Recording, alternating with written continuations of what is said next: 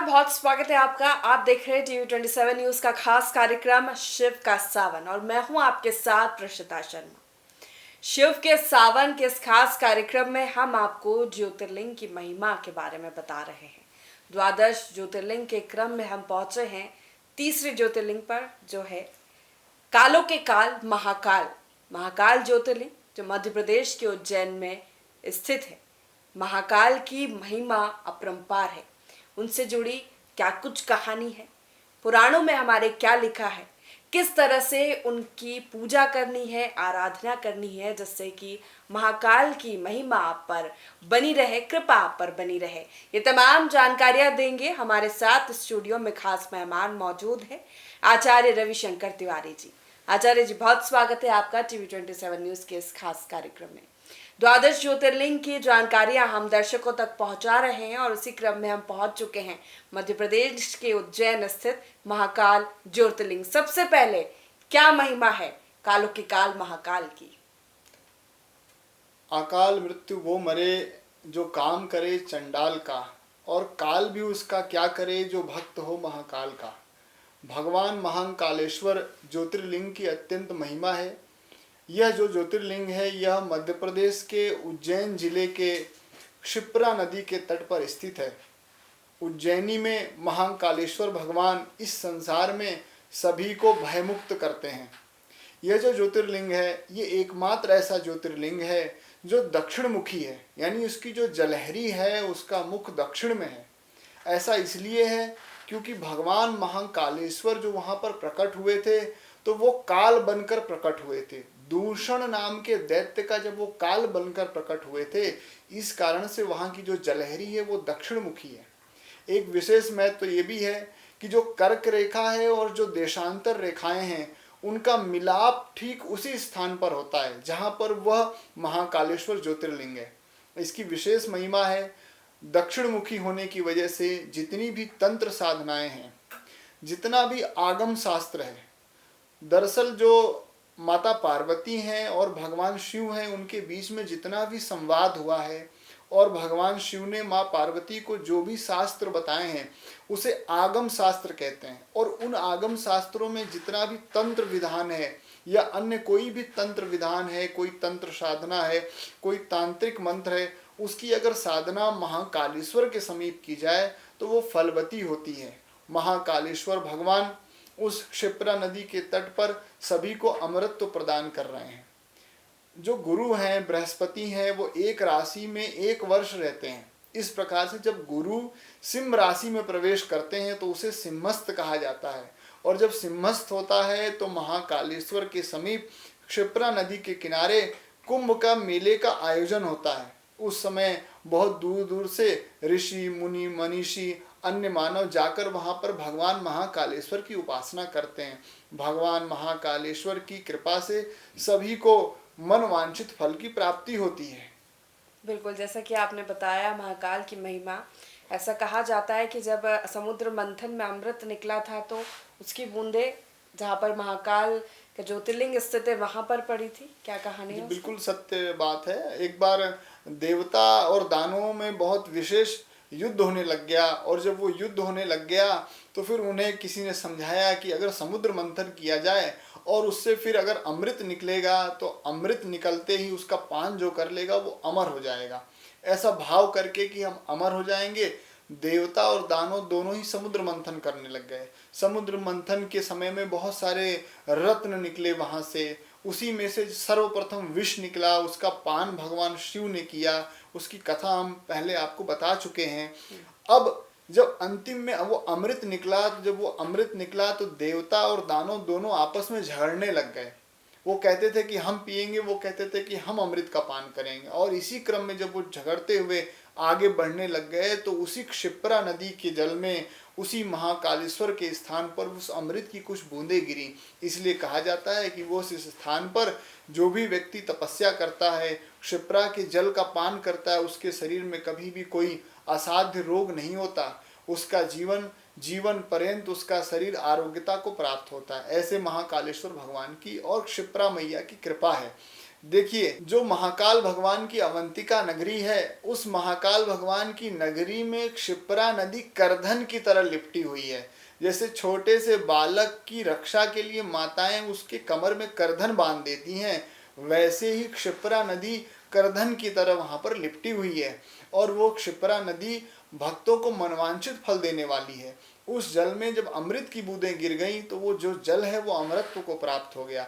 भगवान महाकाल की सेवा करने से व्यक्ति के जीवन में अभयता आती है, निर्भयता आती है और अमृतत्व की प्राप्ति होती है। बिल्कुल, आपने जिस तरह बताया, अगर महाकाल की जो आपने शुरुआत में कहा कि तंत्र साधनाएं की जाती है, तपस्या की जाती है और महाकाल को कालों कालों के काल महाकाल कहा जाता है, तो ऐसा प्रतीत होता है कि वो रौद्र रूप में अपने रहे होंगे शिव जी।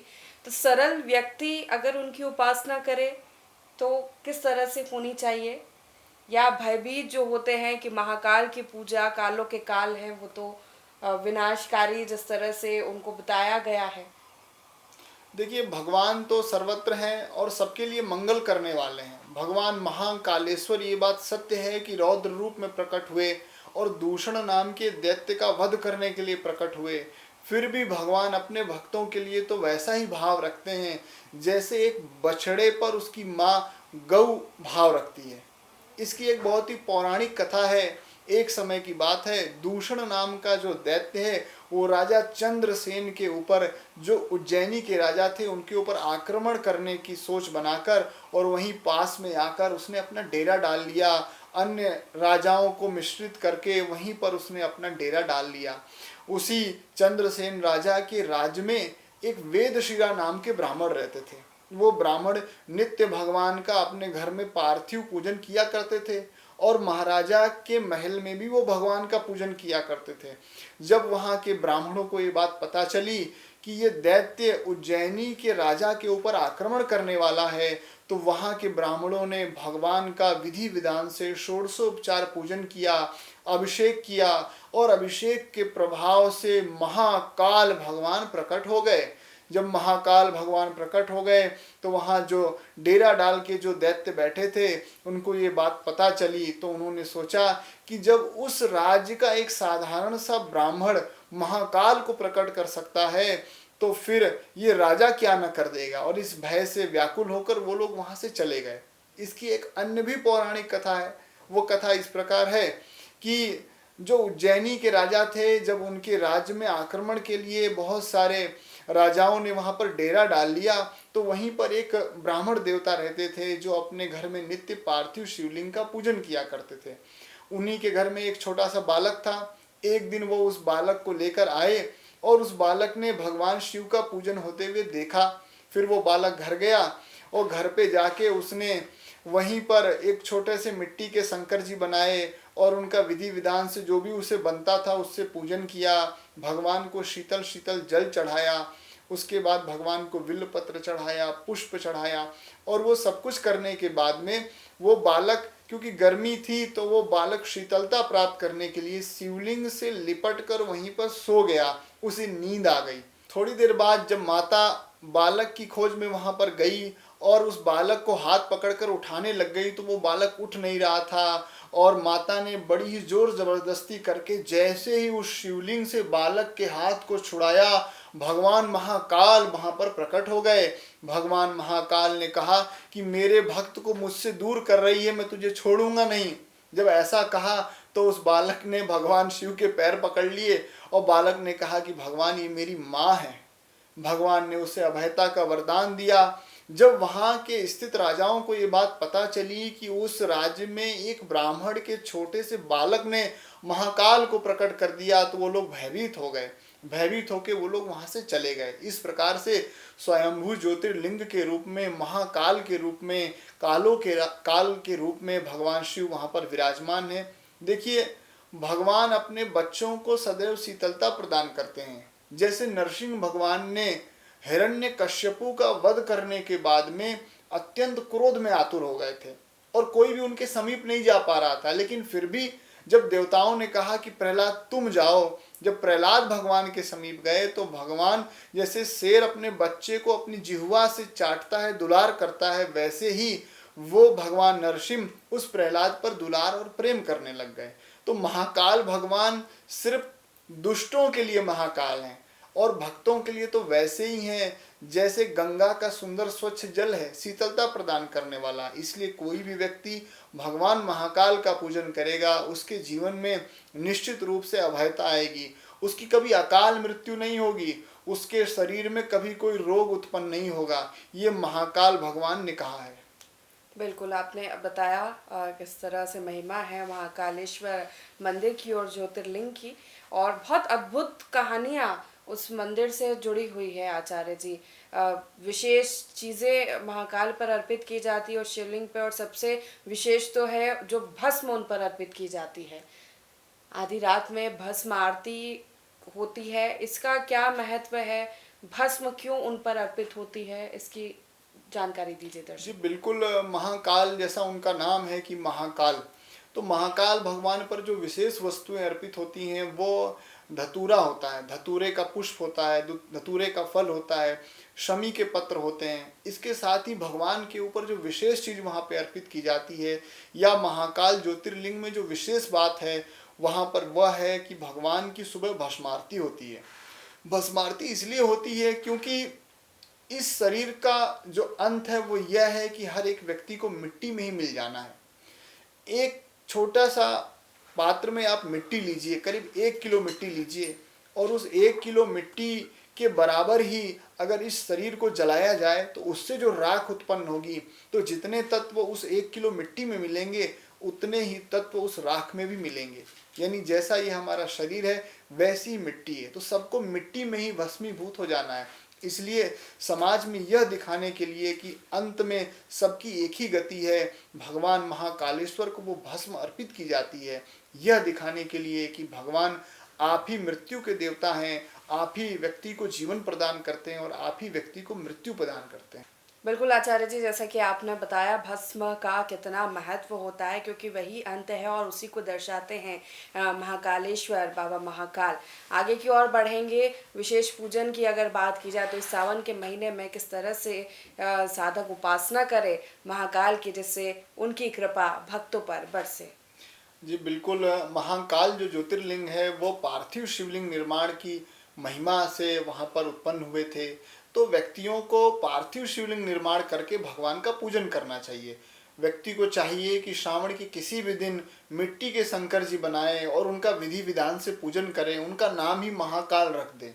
महाकाल भगवान के पूजन की ये विशेषता है कि जो भी व्यक्ति उनका पूजन करता है उसके कुंडली में किसी भी प्रकार का मारक दोष हो, मार्केश चल रहा हो, उसकी शांति होती है। कई बार कई व्यक्तियों के ऊपर कोई टोना टोटका या कोई मंत्र, कोई सम्मोहन क्रिया हो जाती है, जिसकी वजह से व्यक्ति बहुत परेशान रहता है, उसका पूरा कुल पूरा परिवार परेशान रहता है। ऐसे व्यक्तियों के ऊपर किसी भी प्रकार का कोई भी मंत्र तंत्र अभियंत्र कुछ भी किया गया हो, वो व्यक्ति अगर महाकाल की पूजा करता है तो उससे उसकी शांति होती है, उसे अभयता मिलती है।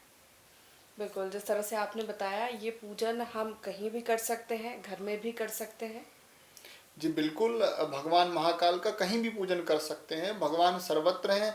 आप महाकाल भगवान की एक फोटो रख के भगवान का पूजन कर सकते हैं, भगवान महाकाल के मंत्रों का जाप कर सकते हैं, पार्थिव शिवलिंग निर्माण करके उनका पूजन कर सकते हैं। इसके अलावा आपके आसपास जो भी मंदिर है, वहाँ पर जो भी शिवलिंग स्थापित है, वहाँ पर जाकर महाकाल का नाम लेकर उनका पूजन कर सकते हैं। महाकाल के जो भक्त हैं उनकी संख्या बहुत अधिक है। महाकाल के जितने भी भक्त हैं वो महाकालेश्वर की फ़ोटो हर जगह लिए रहते हैं।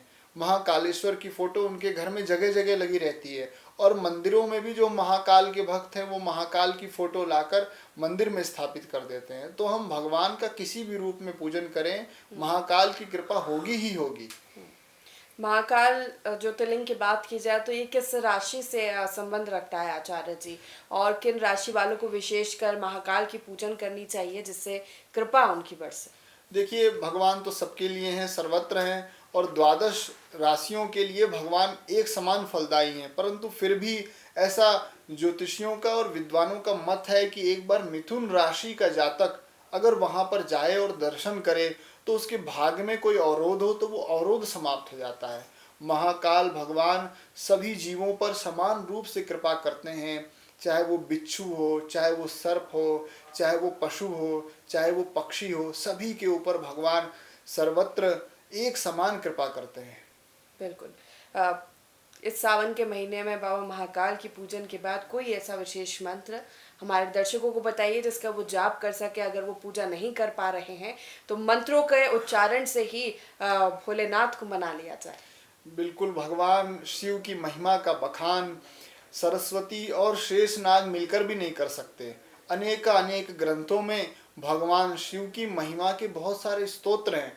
भगवान शिव को प्रसन्न करने के लिए शतरुद्री का पाठ करना चाहिए। महाकाल को प्रसन्न करने के लिए शतरुद्री का पाठ करना चाहिए। जो रुद्राष्टध्यायी होती है, जिसमें 253 मंत्र होते हैं, उसी में से 100 मंत्रों की, शत मंत्रों की शतरुद्री होती है, जिसका पाठ बड़ा ही प्रचलित है। अगर कोई व्यक्ति शतरुद्री का पाठ करे, हिंदी में करे अथवा संस्कृत में करे, तो भगवान उससे प्रसन्न होते हैं। इसके अलावा भगवान का तांडव स्तोत्र अवश्य करना चाहिए। जो भी व्यक्ति तांडव स्तोत्र को पढ़ता है संस्कृत में अथवा हिंदी में, उससे भी महाकाल बहुत प्रसन्न होते हैं। इसके अलावा ओम महाकालाय नमः, ओम नमः शिवाय, इस तरह के मंत्रों का जाप करने से भगवान शिव अत्यंत प्रसन्न होते हैं। तो इस तरह से आप बाबा महाकाल के पूजन करेंगे सावन के इस पवित्र महीने में, तो उनकी कृपा आप पर बरसेगी। जैसा कि कहा गया, कालों के काल महाकाल, लेकिन वो दुष्टों के लिए है,